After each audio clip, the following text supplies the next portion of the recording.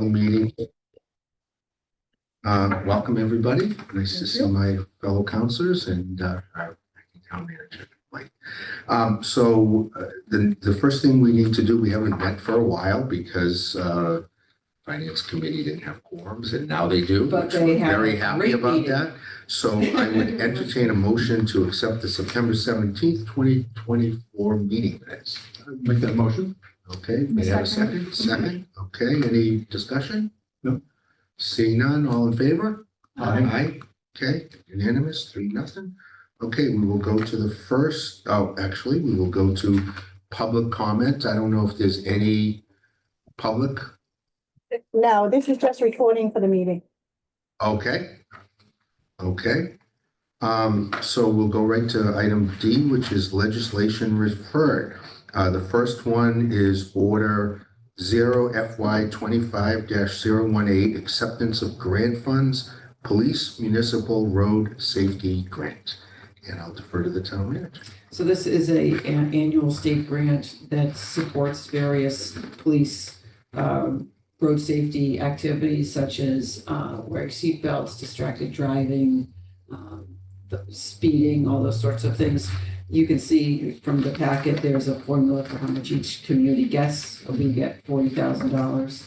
And so that helps support some of those activities, whether they're done at overtime or regular time.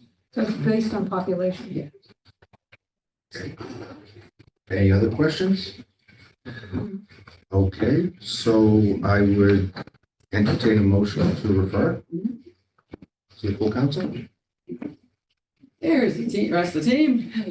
Who would like to make? Second, is that what we're? He didn't make the motion. I was Oh, a gonna- motion to refer. Yeah. Okay, second. Any further discussion? None? All in favor? Aye. We'll take turns. How's that? So the second item E, which is order 0FY25-019, acceptance of gift, Town River Landing Pavilion. This is a gift from Maryland's Landing or McDonald's Industries. We reached in terms of trying to complete the Town River Landing, the pavilion project. We needed some funds to be able to put in the electrical work and concrete slab. And so we asked her for a donation of $20,000 and she very readily provided it. So that paid for some of the initial design work, and we're seeking quotes on the electrical and the concrete slab work so we can get that work done. And try to seek out donations for the rest of the construction as well for the materials, and have the actual construction pavilion done by the regional VOTEC students. And they're on board doing that. And that's a wonderful partnership Yeah, to have happen. absolutely. Okay, could I get a motion to accept the gift for the Town River Landing Pavilion? So moved. Right? Second. Okay, all in favor? Aye. Aye. I won't ask for discussion unless someone wants to interject. Okay, next one is order 0FY25-020, acceptance of grant, Parkland acquisitions and renovations for communities, abbreviated as PARC. Mhm. Like, So this was a grant that was written earlier this year by Mr. Dutton for $500,000 towards the development of the Summer Street Park, aka the former mobile station.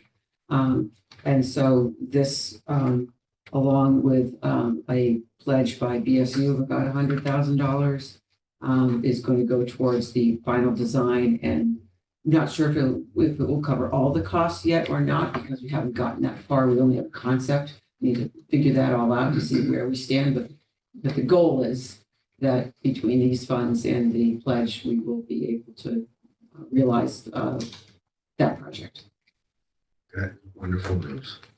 Always I good have to a question. Go So ahead, between the amount that we paid for the eminent domain and the legal fees, do you know how much all that came to? The CPA funds to purchase the property, do you remember off the top of your head, Lori? For the land, The Summer Street for the mobile station, oh, the mobile station, 300,000 or 400,000, somewhere in there? there's 400 and somewhere. It's Yeah. under 5. Yeah, And did that include the legal fees? It's still being settled because there was a problem with the still in the legal departments. The money is secured for it. It has to do with the title. Oh, okay. But the legal charges, I believe, are included in that. So, anyway, we're embarking on the plan. Sounds like a good plan. Okay, can I get a motion to accept the grant, the referred grant, Parkland acquisitions and renovations? Motion to accept. Second. Okay, any further questions? All in favor? Aye. Okay, let's go to D, Order 0 FY 25-023, fiscal year 2025 classification tax allocation, adoption of residential factor. Wants to take that one? Okay. The experts at the other end of the table. Yeah, Hi. Shelley Um, McCauley, I don't know if you. Yeah, I'm just gonna introduce myself. For those of you who don't know me, I'm Shelley McCauley. I'm the Chief Assessor of the Town of Bridgewater. And I'm here tonight to explain the residential factor. So at a minimum, the town must determine residential factor, which will determine the town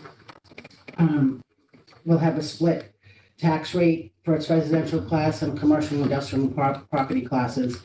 As noted, the town council must decide the percentages of the tax levy each class of real property and personal property will bear each year. To do so, a residential factor is adopted. The residential factor governs how much the residential and open space classes property tax burden may decrease, and consequently, how much the commercial, industrial, and personal property classes tax burden may increase. The adopted factor cannot be less than a minimum residential factor calculated by the DOR. The MFR for fiscal year 2025 is 91.248, and it represents a maximum shift allowed in the tax levy for the year and establishes the parameters for local decision-making. I had provided calculation options table, which represents a shift from 1 to 1.5 and increments of 5% inside the booklet to illustrate the respective shares of tax burden and the anticipated tax rate for each class. Notice when there is a shift in the percentage of total taxable value between the properties, it affects the total amount taxes paid by each class. So the higher the percentage of the total taxable value for a property, the higher the amount of taxes paid by that class. Conversely, the lower the percentage of total taxable value for a class of property, the lower the amount of taxes paid by that class. Shelley, what page are you on, just so everyone can Yeah. make sure they're keeping Say, up? but What no, page this are is you- just an outline of everything in that booklet. Okay, so then we'll get into the booklet? We can, Okay, if you'd like, yeah. and I'm wondering if I could get a copy of that after the meeting, just to have it. This is just my cheat note. It's just helpful because Sure, it's a you can have summary it. and it's Yep.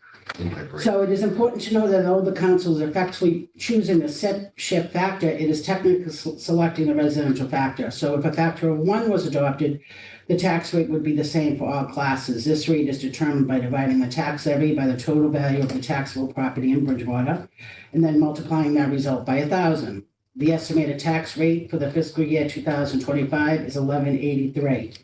This year's levy is $60,884,682, with a value of $5,146,634,110, which was certified by the BLA on 11/21/24, the values. The average single-family value for fiscal year 2025. Sorry, no, that's okay. It's $593,992, up from $568,26 in fiscal year 2024, which is a 5.9% increase.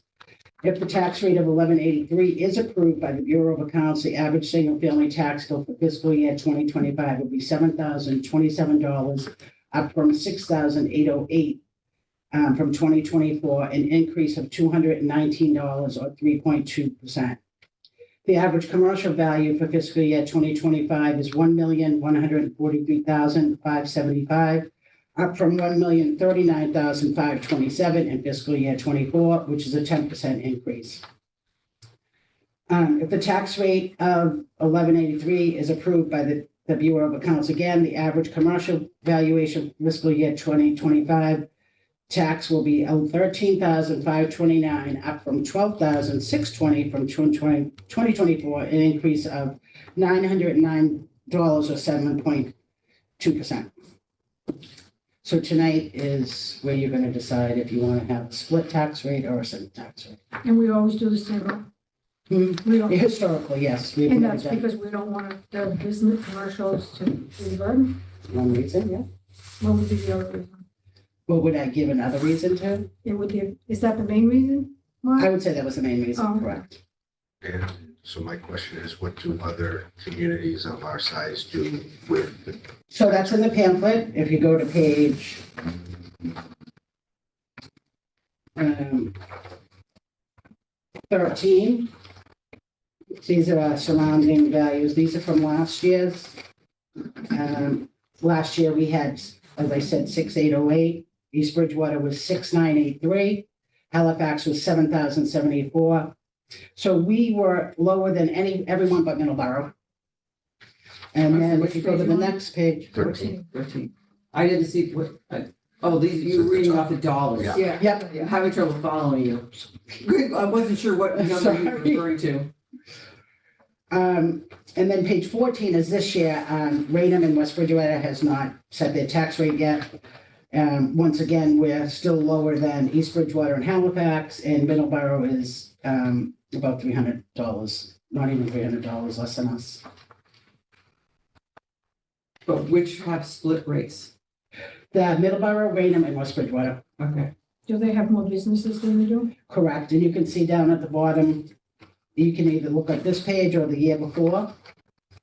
So the year before, if you go, you can see that we have 85% of residential, the total value of the town. And 14.88 is the SIP value with it, which is commercial, industrial, personal property. And then as you go down, you can see East Bridgewater has 89, Halifax 91, Middleborough 84, Raynham 79, and West Bridgewater 71. I would also just add that just because that's what our neighbors do, similar communities like us in size may still stay, who may have a lot more commercial. I'll pick on Wellesley there, worked for a few years, much greater commercial. You've got all of the businesses on Route 9, you've got various business parks.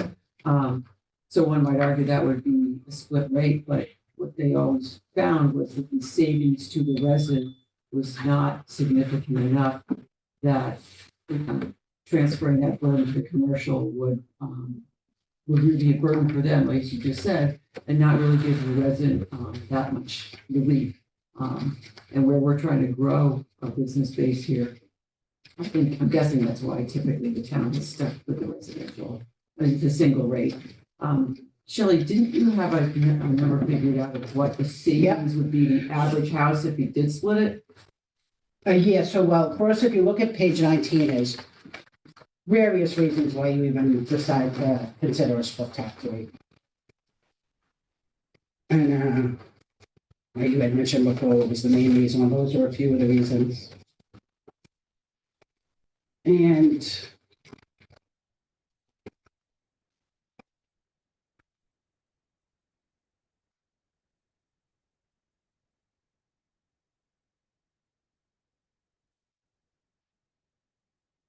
You've given a number to the finance committee when we met with them.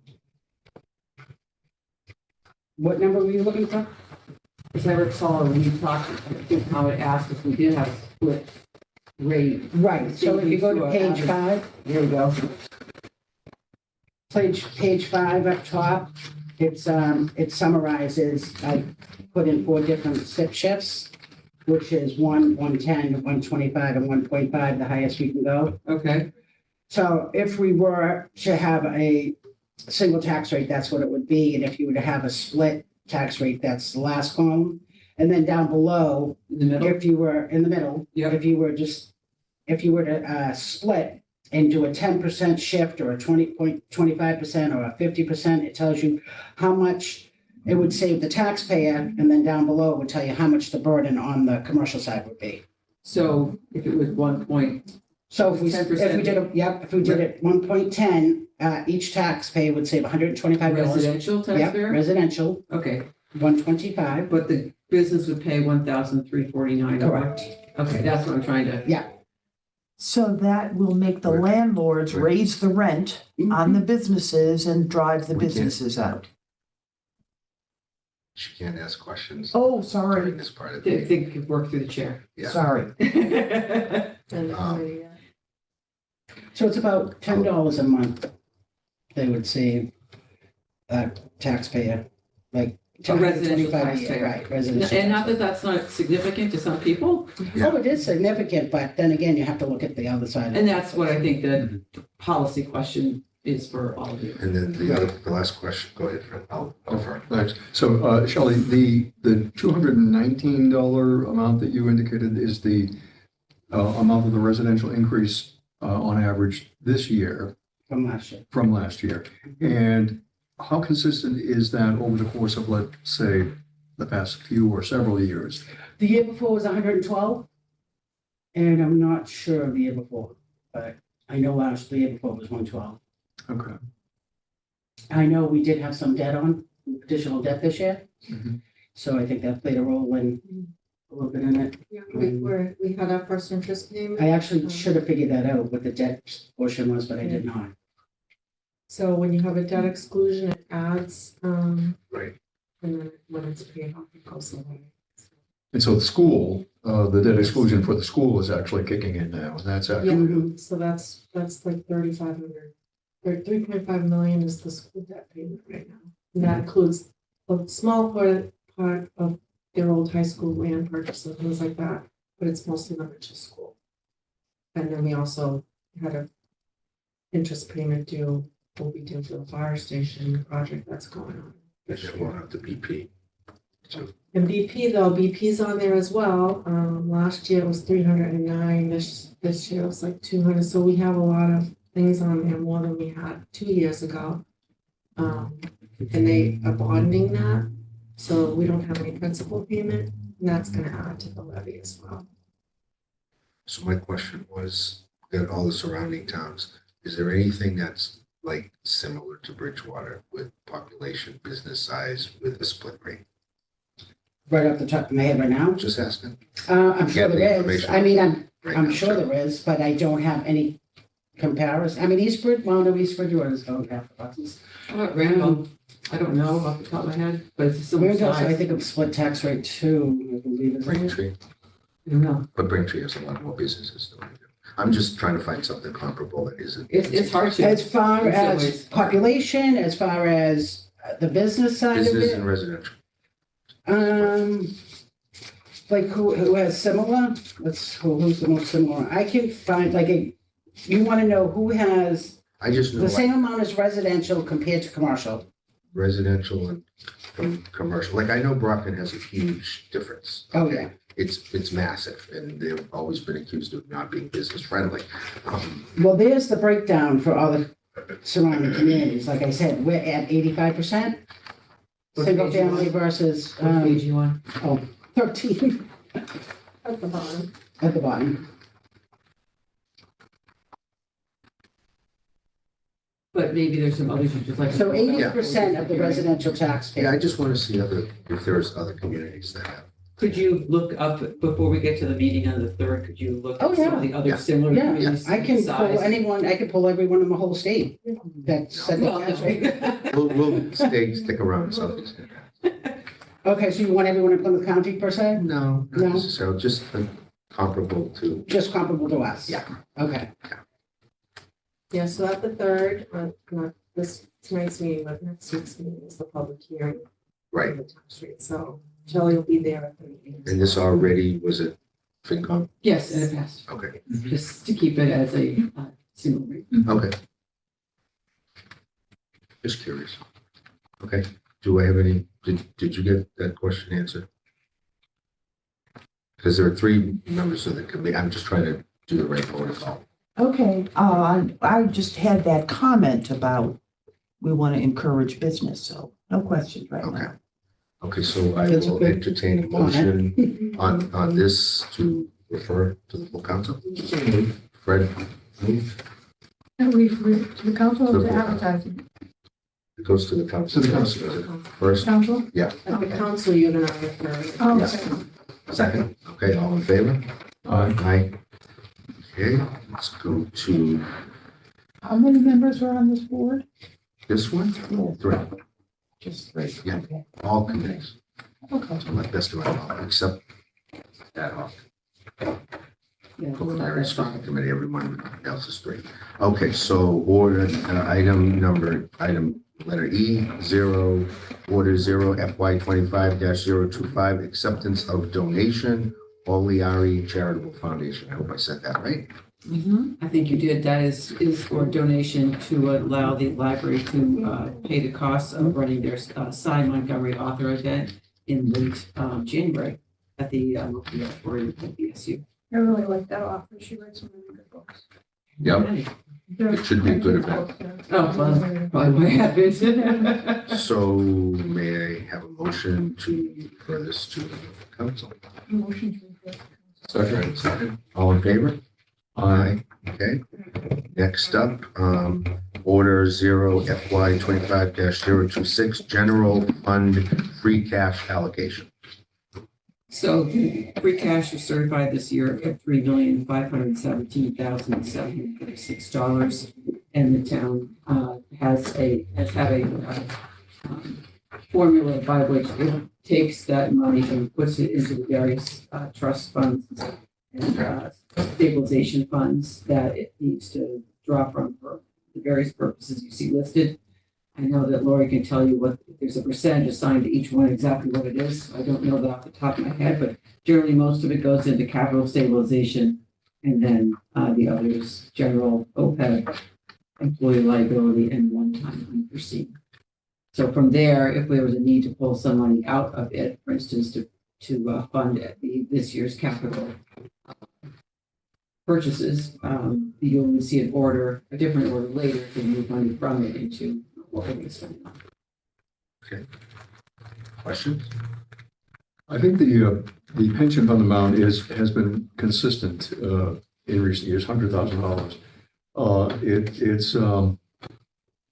We all realize that it is vastly underfunding, OPEB, yes. but that is true for every community.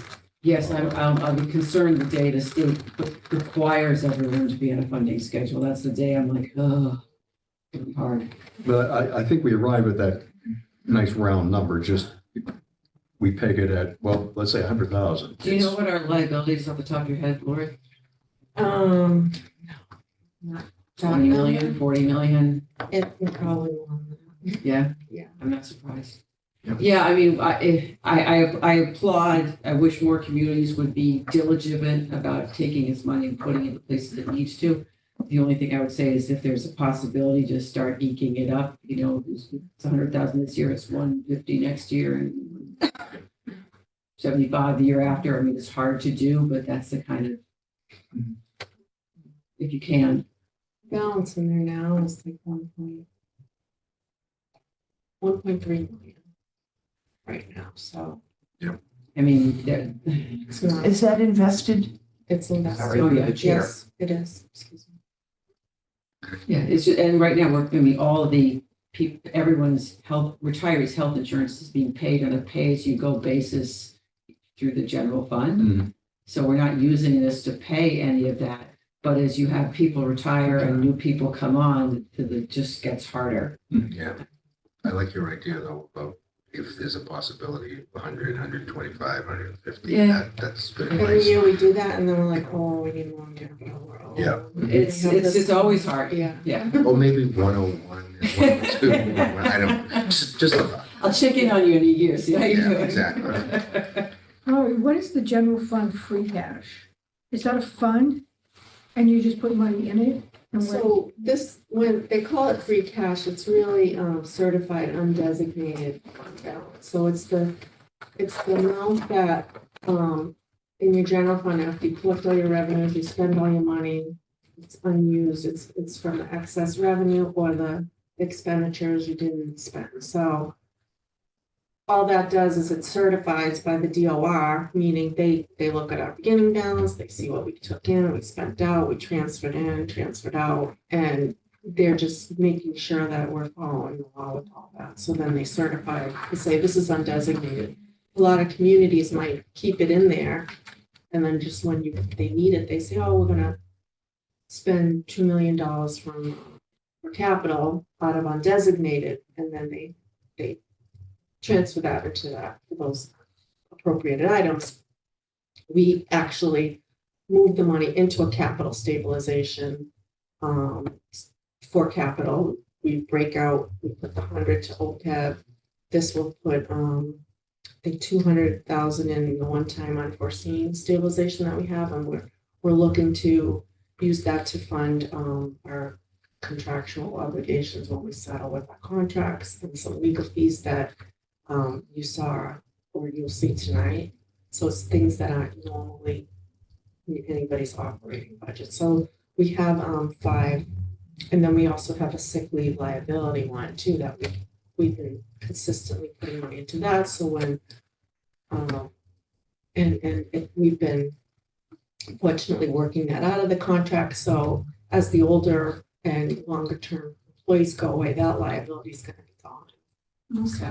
The Thank you. very last item on our agenda is the annual budget resolution that we'll recommend for council adoption, which every year really sets forth the roadmap as to how these stabilization funds are funded from free cash. And it's a policy matter. In principle, it describes our intention to do just what you're seeing here in numbers. Okay, thank you. May I have a motion on this? Motion to approve. Okay, second. Okay, all in favor? Okay. Next is G, Order 0 FY 25-027. Excuse me. Transfer order, legal employment and collective bargaining agreement. So yes, we're looking to take our $75,000 and transfer from this fund into legal consulting for 2 purposes. One is as you know, we brought in outside labor counsel to assist us with the labor negotiations, since the 2 people who participate in negotiating contracts are not working for the town anymore. And I'm here in their place. And secondly, we have 2 matters of litigation that we expect that we will have to pay a deductible for the, because they're defending us, providing legal counsel to defend the town for those. And one of them is going to be $5,000. I don't know what the other one will be, but we need to make sure we can cover those deductibles when they come in. Hi, so Mr. Dutton was one of the negotiators? Yeah. Who was the other one? Ms. Williams? Oh, okay. Yeah. Yeah. Thank you. Question? Any So questions? the pardon, through the chair, Yes. the deductible is, the insurance policy does not cover wrongful actions on the part of the town. Is that what is alleged? Not necessarily wrongful actions, but when there's a defense of a lawsuit, there's, depending on the type of case it is, there's various deductibles in our policy. And so this would, Okay, one of them would be $5,000. I just want to make sure that when we're talking litigation and employment, that this is a recorded meeting. Yep. And we need to be very careful of You're right. anything that we say about that. And if we had a need to talk about that, we would Have an executive have session an at some executive point. session. I just want to make. clear. Yeah, so whatever, there's deductibles in our policy for various things. Mhm. We have a need to pay for 2 of them coming up. So that will allow us to do that. Okay, any further questions? May I have a motion on this to refer? Motion to refer. And a second. Second, all in favor? Aye. Aye. Okay, next one is H, Order 0 FY 25-028, Sewer Enterprise Fund Transfer. We have a retained earnings fund, a retained earnings in the enterprise world, or the same as free cash, same terminology. Anyway, we need to transfer funds from sewer to fund the design of the next phase of the upgrade of our plant to remove phosphorus. We're under consent order from the EPA. So $704,000 will allow us to retain the OPM and engineering firm to get that one. Questions? No. No. Can I get a motion Motion to approve. to refer, right? Mhm. Second, all in favor? Aye. Aye. Okay, let's go to I, Order 0 FY 25-029, transfer station retained earnings. We are looking to transfer $51,800 from this fund into both salary and repairs and maintenance. In the salary area, we have negotiated a new contract several months ago with the manager of the station. His salary has been made more appropriate for the work required. And then we also I had a small amount in the budget for a part-time employee that we realized wasn't going to be quite satisfactory to bring somebody in to allow the manager to take some time off now and again and backstop him so that those two together make up the salary and wages line. And for expenses, we have an ongoing need to make some repairs and perhaps buy a new roll-off container, those sorts of things.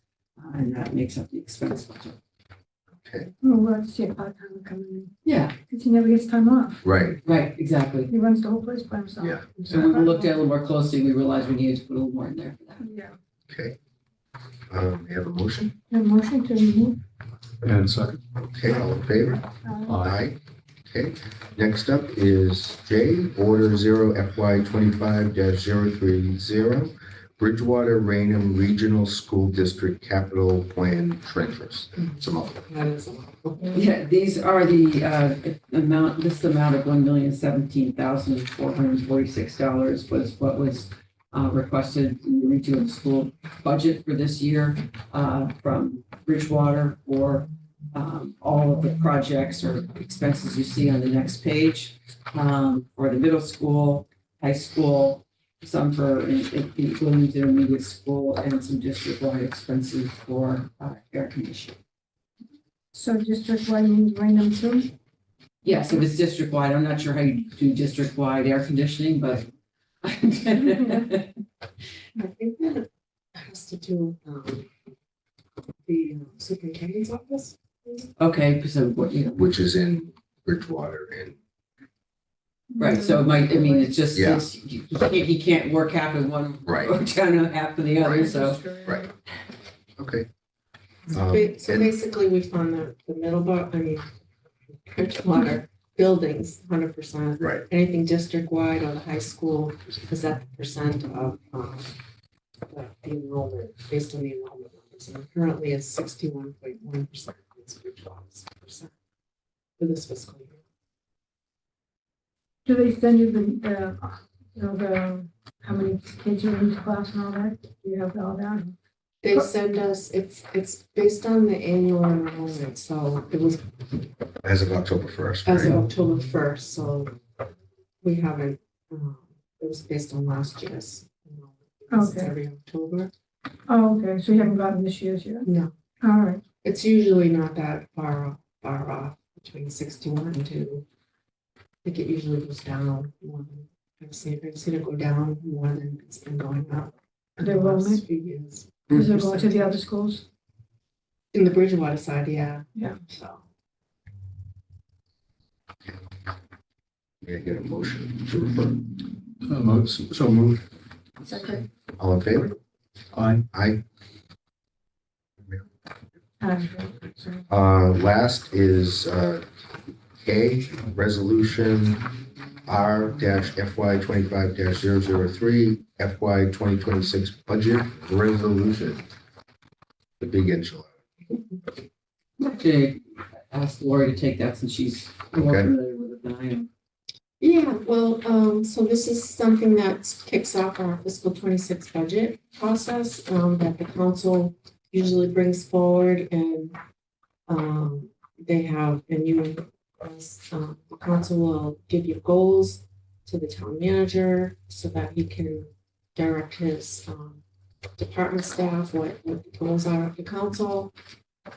And it also outlines how we want to stay, fiscally responsible with all the sound financial conditions that are defined. It also just gives you a background of, why we do target, like Mr. Chase said earlier, as far as when we're making our budget and we're doing our estimates, we're also cognizant of trying to conservatively estimate so that we have some free cash so that we can keep building our reserves as well as fund all the capital needs of the town and the school.